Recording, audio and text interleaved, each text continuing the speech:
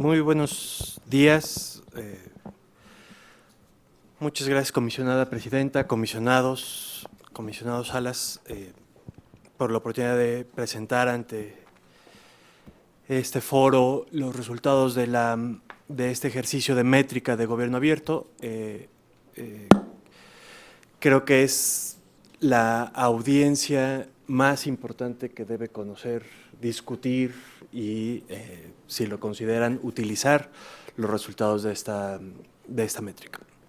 Lo que voy a hacer en esta presentación, entiendo que después hay un espacio para preguntas y respuestas, para que cualquier cosa en la cual quieran profundizar lo podamos hacer.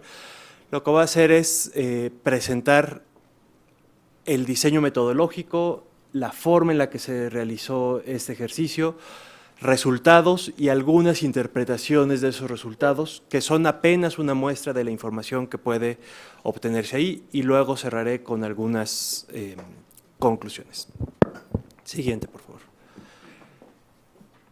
Empiezo entonces con el diseño y la metodología de la métrica. Ustedes saben, y muchos de ustedes fueron actores centrales en ejercicios anteriores, por ahí vi a Diego, por cierto, desde el CIDE, en colaboración en su momento con el IFAI y luego ya con el INAI, se han realizado métricas de transparencia en 2007, en 2010, en 2014.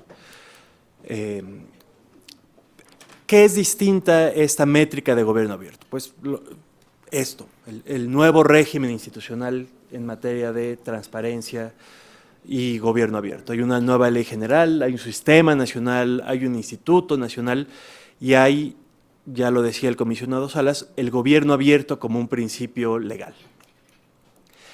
Por eso se consideraba, y es como entendimos este mandato que nos dio el Instituto Nacional de Acceso a la Información al CIDE, a un equipo que tuve el privilegio de coordinar, la importancia de contar con una línea base para la política de gobierno abierto. Durante estas discusiones de los últimos lustros, México ha sido referente internacional en materia, en su momento, de la ley, después de la construcción institucional, de prácticas concretas en materia de transparencia, que en su momento el IFAI y luego el INAI, y el propio diseño del Sistema Nacional de Transparencia ha sido referente internacional.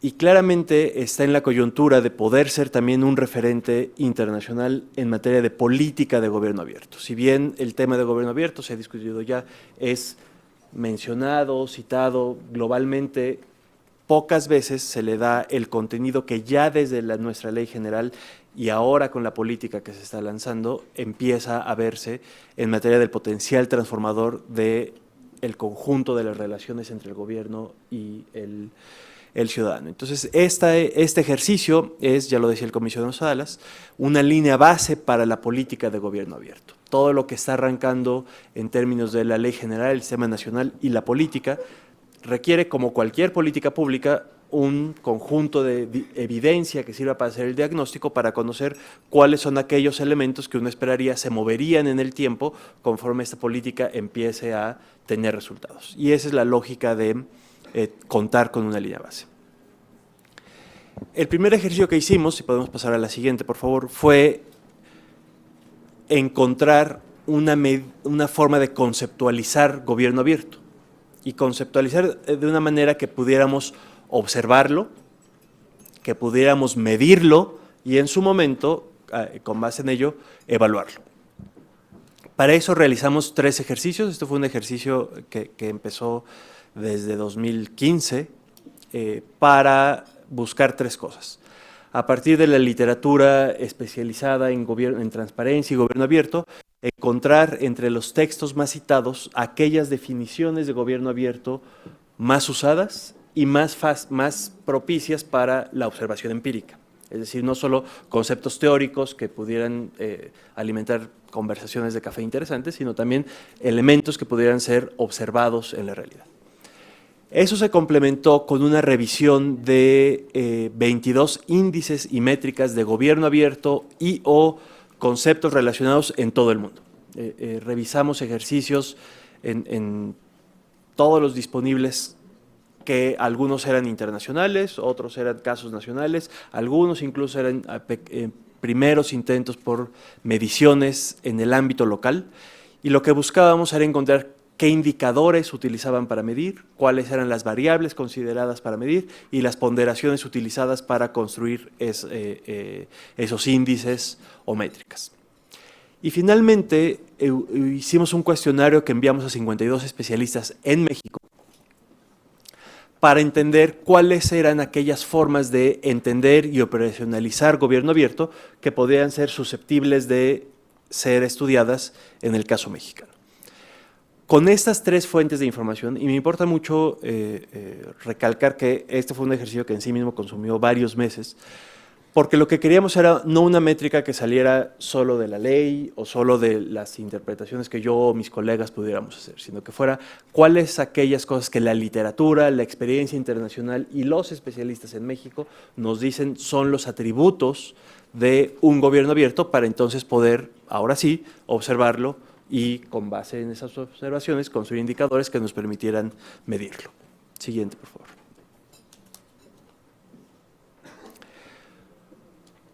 Con esto llegamos a una conceptualización de gobierno abierto que tiene dos dimensiones y dos perspectivas. Nos importaba que fuera, en primer lugar, una práctica observable. Y empiezo por la palabra práctica porque me parece que aquí está el atributo más importante de este ejercicio. Nos importaba conocer cómo interactúan o cómo pueden interactuar gobiernos y ciudadanos. No estamos midiendo leyes, no estamos midiendo presupuestos, no estamos midiendo intencionalidad política, ni algo que en métricas anteriores hacíamos. En las métricas de transparencia, muchos de ustedes las conocieron y discutieron ampliamente, se medía, por ejemplo, capacidades institucionales. Se hacía un cuestionario a los órganos garantes para conocer su presupuesto, su personal, capacidades directivas, etc. Eso, por una parte, nos queda claro que es algo que ya el INEGI está realizando con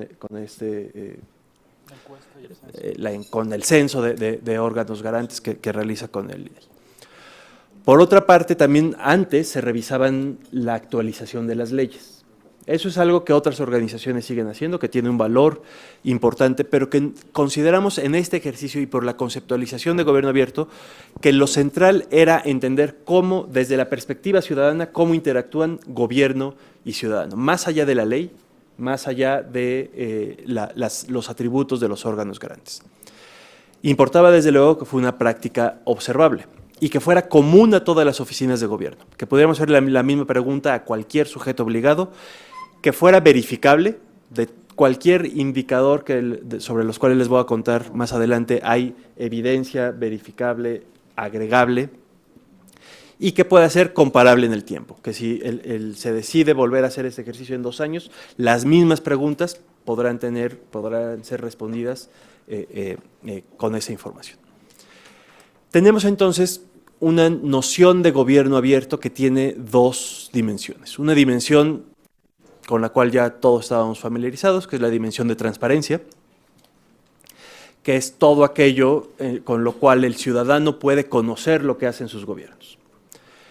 Y una segunda dimensión, que es la dimensión de participación, es decir, cuál es la forma en la que un ciudadano puede incidir en lo que hacen sus gobiernos. Estas 2 dimensiones las analizamos desde 2 perspectivas. Cómo el gobierno ofrece información o cómo el gobierno permite ofrece mecanismos para que los ciudadanos participen en su toma de decisiones, y luego la perspectiva ciudadana, que fue un ejercicio de usuario simulado para conocer cómo una pregunta ciudadana simple podía o no obtener respuesta de los sujetos obligados y un intento por participar en la toma de decisiones, cuál era el cauce que esto seguía. Todo tiene, insisto, como denominador común esta interfase de relación gobierno-ciudadano. Insisto, no estamos, y siempre la unidad de análisis son los sujetos obligados. No estamos evaluando el trabajo de los órganos garantes, no estamos evaluando estados, estamos evaluando sujetos obligados concretos, que podemos agregar, sí, por estado, por municipio, por tipo de sujeto obligado, por norte, por sur o por orden alfabético, pero lo importante aquí es que estamos observando la forma en la que el ciudadano y el gobierno interactúan en cada sujeto obligado con estas dos perspectivas. Siguiente, por favor. Para eso construimos un instrumento de medición que tenía en 4 cuadrantes, evidentemente, uno por cada combinación de perspectiva y dimensión. La usual, la que es más comparable con métricas anteriores, es la dimensión de transparencia con la perspectiva desde el gobierno, en la cual revisábamos los procedimientos de acceso a la información, revisábamos los portales, revisábamos transparencia proactiva, es decir, que hubiera información disponible y focalizada, y revisábamos algo que ya está en la ley, que sabíamos que era un primer ejercicio por medir, la disponibilidad de datos abiertos. Para todo eso revisamos normas, hicimos solicitudes de acceso a la información, revisamos portales y hicimos búsquedas sueltas en Internet para tratar de encontrar esta información. Esto fue complementado desde la perspectiva ciudadana con un ejercicio de solicitudes de acceso a la información sobre datos de interés para el ciudadano. Temas que fueran sustantivos sobre la tarea de los sujetos obligados, que fueran preguntas planteadas en clave ciudadana. Del lado de participación, lo que hicimos fue preguntarle a los sujetos obligados cuáles son los mecanismos de participación con los que cuentan, quiénes pueden participar en esos mecanismos, si esos mecanismos están en funcionamiento y si hay evidencia de que a esos mecanismos se les da seguimiento. Si no solo que hay un bando municipal que dice que hay un cabildo abierto, sino efectivamente que esos cabildos abiertos, esos ejercicios ocurren y que en esos hay deliberación y que hay seguimiento a lo que se toma, a las decisiones que se toman en esos espacios de participación. Y luego hicimos un ejercicio para intentar participar en la toma hacer una propuesta a estos sujetos obligados. Sigo llamando a los sujetos obligados, aunque solo son por la dimensión de transparencia, para no tener que hacer una explicación muy larga cada vez que los menciono. Y buscamos si había o no métodos de contacto, es decir, si alguna secretaría de algún estado o de la federación tenía algún espacio en el cual un ciudadano supiera que por ahí se podía hacer esa propuesta, que puede ser teléfono, correo electrónico, un buzón, una página de internet, lo que fuera. Si eso funcionaba y si eso permitía alguna reacción desde el gobierno. No estábamos revisando si nos hacían caso al final o no, solo revisábamos si había una reacción desde los sujetos obligados a algún intento de participación de un ciudadano. Para cada uno de estos desagregamos variables muy detalladas en cada uno de estos para calificar tiempo, la calidad, los atributos de los datos abiertos, etcétera. Todo eso está en el anexo metodológico y con todo gusto puedo platicar más adelante. Siguiente, por favor. Esto tenía ponderaciones distintas. El diseño permitía que además de un índice de gobierno abierto, puede haber un índice para cada una de las dimensiones: transparencia o participación, visión ciudadana, visión desde el gobierno, y ahí están las ponderaciones que le dimos en cada una de estas variables que permitían hacer los indicadores. Siguiente, por favor. Esto se realizó al conjunto del Estado mexicano, en el ámbito federal, en el estatal, en el municipal. Se vio a los ejecutivos, autónomos, fideicomisos, poderes judiciales, legislativos, y también vimos a los entonces todavía nuevos sujetos obligados, partidos políticos, sindicatos, universidades, fideicomisos. Vimos 5 ayuntamientos en cada estado. Aquí les cuento un poco. En los estados que tienen suficiente variación, fuimos al municipio capital, a 2 municipios con más de 70,000 habitantes y a 2 municipios con menos de 70,000 habitantes. Me queda claro que no todos serían suficientes para tener esta variación, pero en los que sí, para tratar de capturar esa heterogeneidad que sabemos existe en los municipios mexicanos. El total, siguiente por favor, fue el índice es una suma muy simple de cada uno de esos cuadrantes. El índice de transparencia desde el gobierno, más el índice de transparencia desde el ciudadano, más los correspondientes de participación, divididos entre 4, nos da un índice de gobierno abierto que podemos tener un índice nacional, un índice por tipo de sujeto obligado, un índice por cada sujeto obligado para cada una de estas dimensiones. El índice agregado nacional es de 0.39. No me detengo aquí porque más adelante voy a explicar esos componentes, esas calificaciones. Siguiente, por favor. Llegamos a 908 sujetos obligados en todo el país. Se realizaron 3.635 solicitudes de información. Revisamos 754 portales de internet y además hicimos un ejercicio paralelo para revisar 7 áreas de política, para conocer qué pasaba con un ciudadano con preguntas muy simples, sin saber a quién preguntar, podía tener información sobre cosas cercanas a su vida cotidiana. Siguiente, por favor. Antes de entrar a los resultados, quiero insistir en algo que ya decía el comisionado Salas, ya lo decía yo al principio, pero que me parece muy importante. ¿Qué no es esta métrica? No es un instrumento que mida actualización normativa. No estamos midiendo si las leyes ya se actualizaron, si son de vanguardia, si son… No estamos viendo leyes. No estamos viendo solo el cumplimiento de normas o existencia de procesos. Eso era algo que cuando este país empezaba a construir su sistema de transparencia tenía sentido preguntar si las normas se estaban cumpliendo. Y entonces revisábamos portales preguntando no si eran buenos o fáciles, sino si cumplían la ley del Estado. Aquí lo que estamos revisando es directamente a la información que existe o no y la forma en la que se presenta al ciudadano. Tampoco estamos viendo si existen procesos. Por ejemplo, en materia de participación, eso lo van a ver más adelante. Muchos sujetos obligados nos dicen, por supuesto que tengo procesos de participación, pero cuando pedimos evidencia de que esos procesos de participación operan, ahí ya no existe evidencia de que eso efectivamente ocurre. Entonces no estamos viendo que existan, sino que funcionan.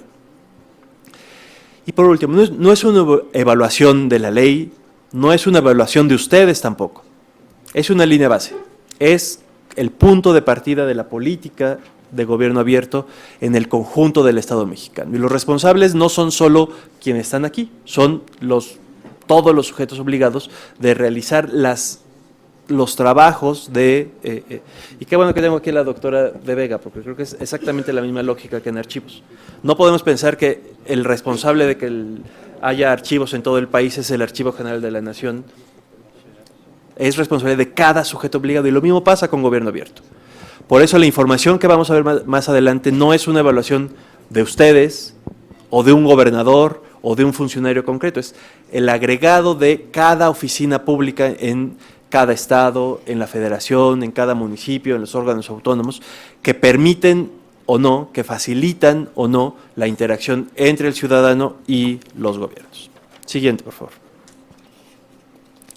Les voy a presentar los resultados.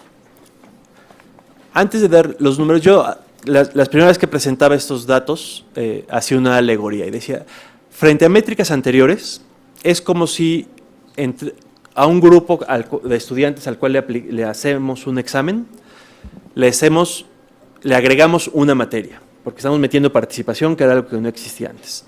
Además tenemos alumnos que antes no habían tomado clases, porque tenemos ahora a los nuevos sujetos obligados. Y además le ponemos un examen de 2 o 3 grados más alto, porque estamos metiendo temas que ya están en la ley general como datos abiertos, que para muchos sujetos obligados es apenas la primera vez que se acercaban a estos asuntos. Entonces sí es un examen más difícil para un universo más amplio que incluya a los nuevos sujetos obligados que están llegando apenas y con una dimensión adicional que es la de participación. El índice global de gobierno abierto es de 0.39, es una calificación francamente baja. Pero aquí yo quiero destacar 2 diferencias. Una es que transparencia claramente está mejor que participación, lo cual nos sorprende. En este país llevamos 15 años, 20 años construyendo un lenguaje común sobre transparencia, construyendo instituciones, teniendo foros como este que permiten que casi, y esto no es una anécdota suelta, sino es algo que corroboramos en el ejercicio, casi a cualquier sujeto obligado al cual toquemos a la puerta, saben quién es el responsable de transparencia y sabe que hay algunas obligaciones de transparencia. Eso que si volviéramos en el tiempo 20 años sería un sueño, hoy lo tenemos ya. No existe lo mismo con participación.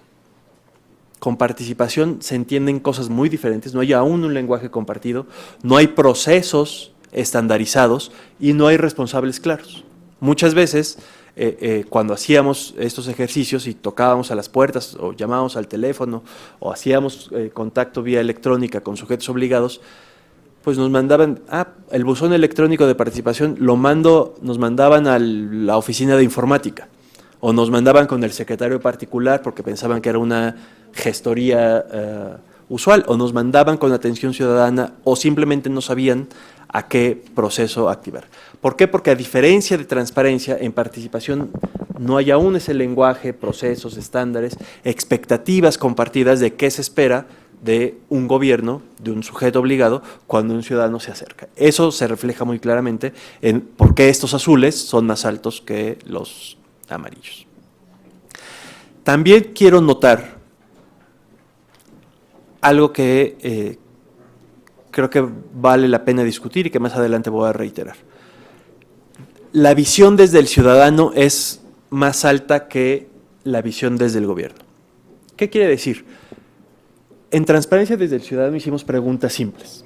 Les pongo algunos ejemplos. ¿Qué pasaría si una mujer embarazada quiere saber en qué hospital público de su ciudad es menos probable que tenga una cesárea? ¿Qué pasa si una persona que acaba de llegar a un estado quiere saber en qué primaria hay los mejores profesores, los profesores mejor evaluados en quinto año? ¿Para qué? Para tomar decisiones sobre su vida cotidiana. Si quieren saber a qué hora pasa la ruta de recolección de la basura. Es decir, preguntas de vida cotidiana, no si hay datos abiertos sobre los sueldos de los directores generales, es decir, información simple cotidiana. Esas respuestas, el sistema ya está aceitado. Es la parte que más calificación más alta tiene. Es decir, en general, cuando un ciudadano hace una pregunta para su utilidad en la vida cotidiana a un sujeto obligado, encuentra una respuesta pronta y completa. En cambio, la carga que se ha puesto desde Transparencia, desde el gobierno, en términos de todos los requisitos de información en los portales, de los procesos, de datos abiertos, ahí hay una calificación aún más baja. Lo mismo pasa con participación, y eso en estados y municipios es muy frecuente, que los municipios no saben cuál es el mecanismo formal usual, pero cuando les llega una solicitud saben a quién se la mandan y cuál es el proceso que tienen que seguir y quién puede responder. Por eso, participación desde el ciudadano tiene una calificación más alta que participación desde el gobierno.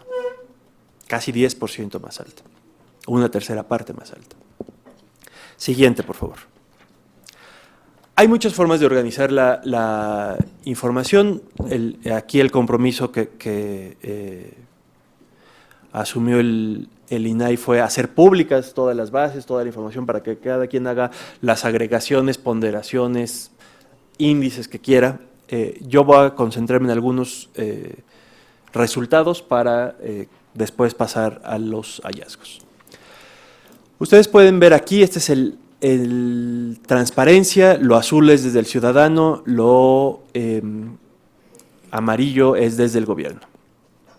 La calificación más alta es acceso a la información desde el gobierno. ¿Qué quiere decir? Esto que ya les decía. El proceso de acceso a la información, meter una solicitud, activar un proceso y recibir una respuesta en tiempo, funciona razonablemente bien. Es la calificación más alta, incluso considerando los nuevos sujetos obligados, incluso considerando los municipios de menos de 70,000 habitantes. Es decir, es una buena calificación. Y eso se refleja también desde la perspectiva ciudadana cuando la información suele estar disponible, estar completa, no es tan rápida como desearíamos, a veces no es tan clara, pero el proceso funciona razonablemente bien. ¿Dónde están los retos?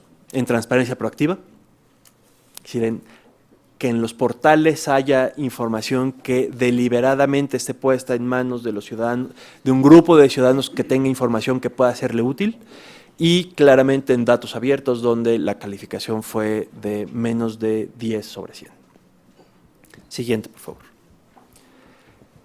En cambio, en participación, aquí se ve más claro, lo más alto es los gobiernos, que nos dicen que tienen muchos métodos de participación y casi están por encima del 7, si no me equivoco. Es decir, todos dicen, si yo me acerco a un sujeto obligado y le pregunto, ¿tiene usted un método para incorporar la participación ciudadana? Va a decir, sí, sí tengo. Pero si le preguntamos, si tratamos de activar esos mecanismos, se cae a la mitad el número de observaciones. Y si queremos que eso no solo den señales de vida, que digan ya recibí tu propuesta, que contesten el teléfono, que den un acuse a un correo electrónico, sino que además nos digan cuál es el mecanismo que se va a activar, cae una vez más a la mitad. Entonces, sí, esto que no ocurre, por ejemplo, en transparencia, que cuando hay un proceso, el proceso culmina razonablemente bien, la mayor parte de las veces, en participación no ocurre eso. Y en el lado azul, también suele ocurrir que hay poco seguimiento a las instancias de participación. Siguiente, por favor. Aquí presentamos los resultados del índice de gobierno abierto por tipo de sujeto obligado. Están cada una de las dimensiones. Claramente, quienes tienen la mayor calificación son los órganos descentralizados, el Ejecutivo Federal, los autónomos, el Poder Legislativo, el Ejecutivo Estatal, y luego hasta abajo están los nuevos sujetos obligados, sindicatos, fideicomisos, partidos. Siguiente, por favor. Esta es la gráfica que, desde mi parecer, refleja mejor los hallazgos de esta métrica. Este es el rango del índice de gobierno abierto, por estado e incluye la federación. Naturalmente, si este fuera una conferencia de prensa y en vez de órganos garantes estuviéramos enfrente a periodistas, lo que estarían preocupados es quién está hasta arriba, quién está hasta abajo, cuál es el estado que está peor, cuál es el estado que está mejor.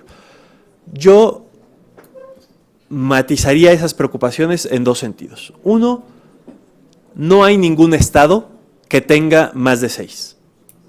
Entonces, por supuesto que hay diferencias entre los estados, pero el reto es para el conjunto del Estado mexicano.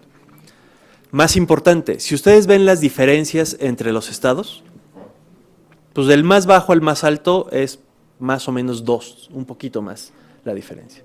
Es decir, es muy poca. En cambio, si ustedes ven la diferencia dentro de los estados, es decir, el rango de esas barras azules, en todos los estados hay sujetos obligados que están en el 0 o muy cercanos de 0, y en todos los estados hay sujetos obligados que están por arriba del 6 e incluso por encima de 8.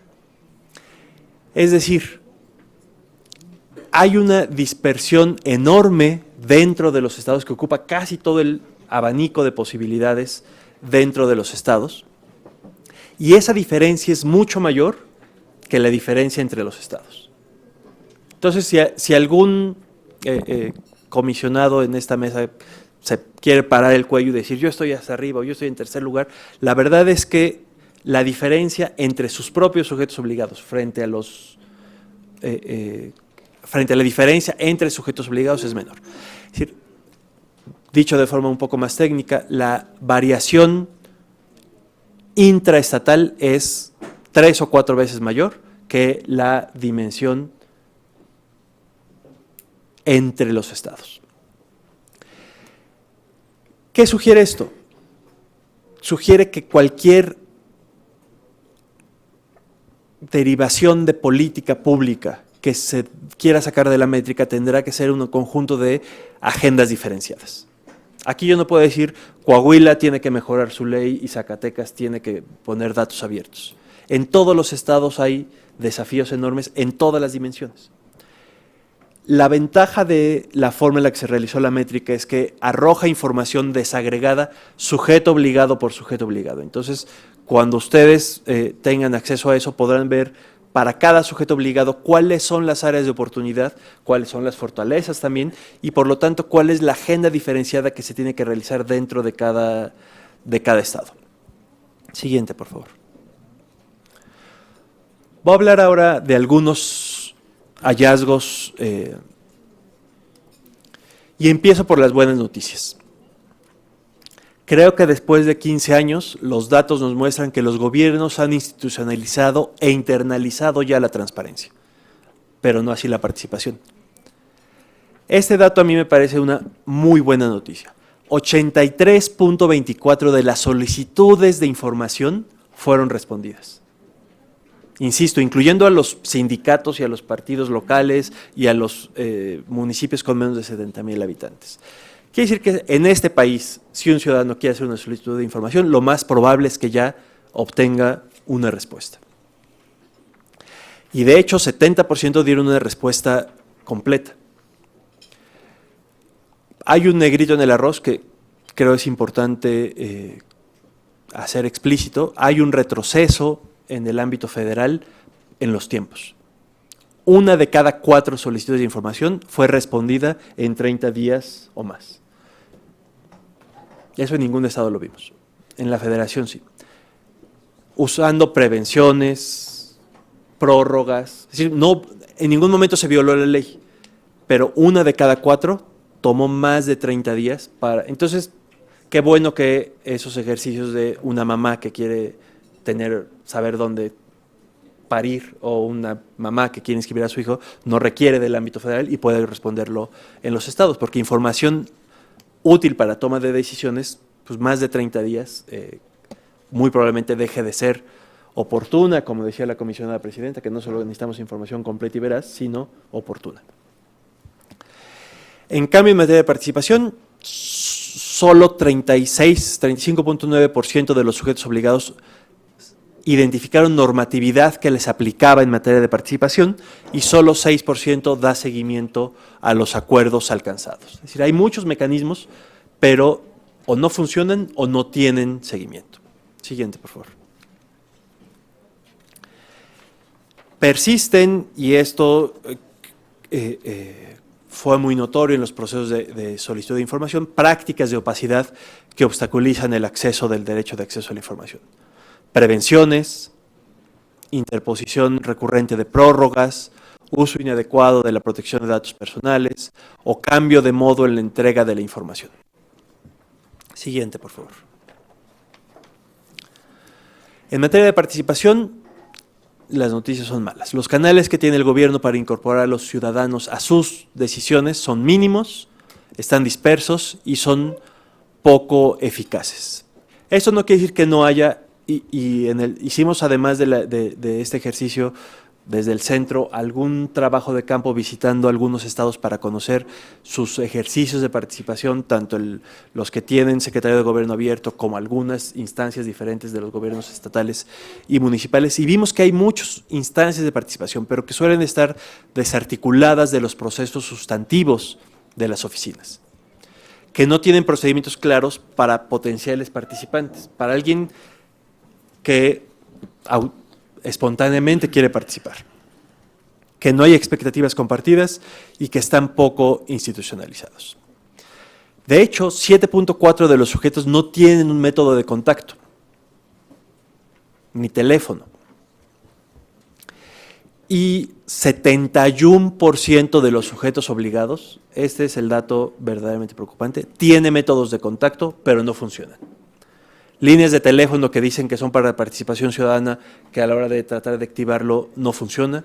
Buzones de correo que regresan diciendo que están saturados y que están desactualizados. Puntos de contacto que simplemente no dicen al ciudadano, ven aquí, participa, y cuando el ciudadano llega e intenta participar, no lo llevan a ningún lado. 71% de los casos. Siguiente, por favor. Ahora, eso quiere decir que la política de gobierno abierto parte de un piso mínimo como lo llamaba el comisionado Salas, que funciona razonablemente bien. Los ciudadanos pueden obtener información básica para tomar decisiones sobre su vida cotidiana. Cuando un ciudadano busque este tipo de información, encontrará respuesta y la encontrará en tiempos con respuestas claras y en un tiempo más o menos razonable. Siguiente, por favor. Ahí están las áreas de política que consultamos, temas de seguridad, de salud, de desarrollo social, de proceso legislativo, servicios públicos, etcétera. Las calificaciones son, en todos los casos, mayores que los índices agregados de transparencia, de gobierno abierto. Siguiente, por favor. Esto no le va a caer a nadie de sorpresa. La brecha más importante está con los nuevos sujetos obligados, que deben cerrar una brecha muy amplia frente al resto de los sujetos obligados. La mitad no tiene sitio web, ninguno tiene datos abiertos. Siguiente, por favor. Y esto se ve, para los que tengan buena vista, aquí. En realidad, sí son los sujetos obligados quienes están más cerca del origen, de los ceros. Los que tienen colorcito son los nuevos sujetos obligados, los grises son los viejos. Claramente bajaron a los promedios generales las calificaciones tanto de participación como de transparencia de los sujetos obligados, fideicomisos, partidos y sindicatos. Siguiente, por favor. Los municipios son gobiernos que menos opacos y que tienen mejores mecanismos de participación que los estados.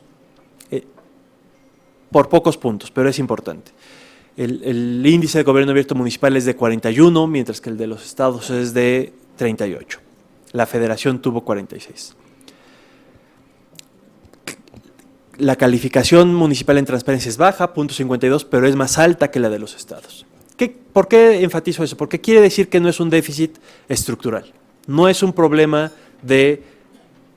solo de tecnología, no es un problema de tiempo, de capacidades, de equipo, de personas. Casi en todos los casos los municipios suelen tener menos de todas esas capacidades que los gobiernos estatales y aún así les va mejor. Siguiente, por favor. Ahí se ve, están dispersos por toda la tabla, los azules son los municipios frente al resto de sujetos obligados que son los grises. Siguiente, por favor. Sobre los portales, la mayoría de los sujetos obligados tiene portales, pero no siempre tienen información útil para el ciudadano. Y aquí hay claramente algo que muchos de ustedes han discutido en otros foros, esta tensión entre transparencia proactiva y la necesidad de cumplir con todas las obligaciones de la ley en todos los formatos, mecanismos y componentes de obligaciones de la ley general. Transparencia proactiva tuvo una calificación muy baja de 0.15. En general, los sujetos obligados no publican en sus portales información adicional a la prevista en la Ley General de Transparencia, ni focalizada. Menos de 1 de cada 10 tiene algo que se llame focalizada en los portales. Y en términos de datos abiertos, claramente la calificación es bajísima, 0.05. El ámbito federal está un poco mejor, los estados están incluso más bajos que los municipios. Siguiente, por favor. Cierro diciendo algo que ustedes ya saben y que les toca aquí discutir. El Sistema Nacional de Transparencia enfrenta una agenda compleja, diferenciada y codisyuntivas. No es una sola agenda.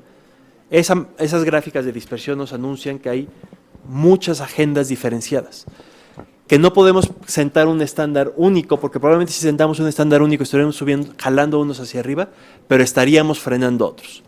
Claramente en todos los estados hay ya sujetos obligados que están listos para esta agenda sofisticada de datos abiertos, innovación, co-creación, etcétera, pero también hay sujetos obligados que el piso es el cero y que por lo tanto casi cualquier cosa que se haga en materia de portales, en materia de hacer el acceso a la información razonablemente simple, puede tener un efecto en estas mediciones.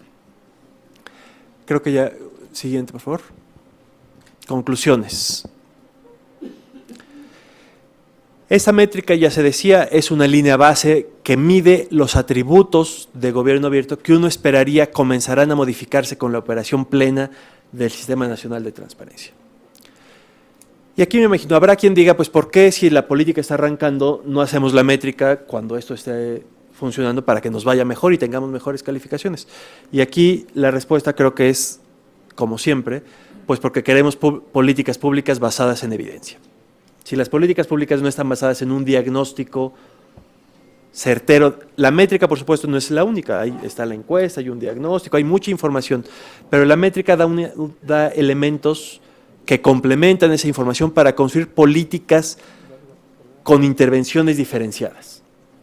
Si las políticas públicas no están basadas en evidencia, no sé en qué puedan estar basadas, en ocurrencias, en buenas intenciones. Necesitamos información que pueda orientar la toma de decisiones para empezar a transformar estos atributos de gobierno abierto. Es, ya se dijo, una medición más exigente, con nuevos componentes y con nuevos sujetos obligados. Y por eso los resultados muestran un desempeño promedio deficiente, pero con avances más consolidados en la dimensión de transparencia que en la de participación. Con esto cierro, comisionados, yo solo me gustaría decir una cosa más, ya no de la métrica, sino del uso de la métrica. Claramente tiene cualquier métrica y las métricas anteriores que realizamos desde el CIDE tuvieron esa. Hay una lectura mediática, hay una lectura política y hay una lectura técnica. Y las tres van a existir siempre. Por supuesto que cuando esta información se haga pública, los periodistas van a ir a buscar quién está más alto, quién está más bajo. Es su trabajo, no lo podemos evitar. Pero también puede tener un efecto técnico importante, que es informar la toma de decisiones del sistema, de los órganos garantes y hasta de los sujetos obligados sobre cuáles son los elementos que pueden servir para, si quieren verlo como tener mejor calificación, pero para hacer mejor su interacción cotidiana con los ciudadanos. Y hay un elemento político también importante, y la experiencia anterior de otras métricas lo ha dejado claro. Estos pueden ser ejercicios que sirvan a los órganos garantes para, en su diálogo con los legislativos, con los ejecutivos y con los sujetos obligados, para mostrar cómo hay muchos elementos que pueden servir para mover hacia una mejor condición la forma en la que los sujetos obligados están hoy incorporando a los ciudadanos en la toma de decisiones y ofreciendo espacios para que los ciudadanos puedan ser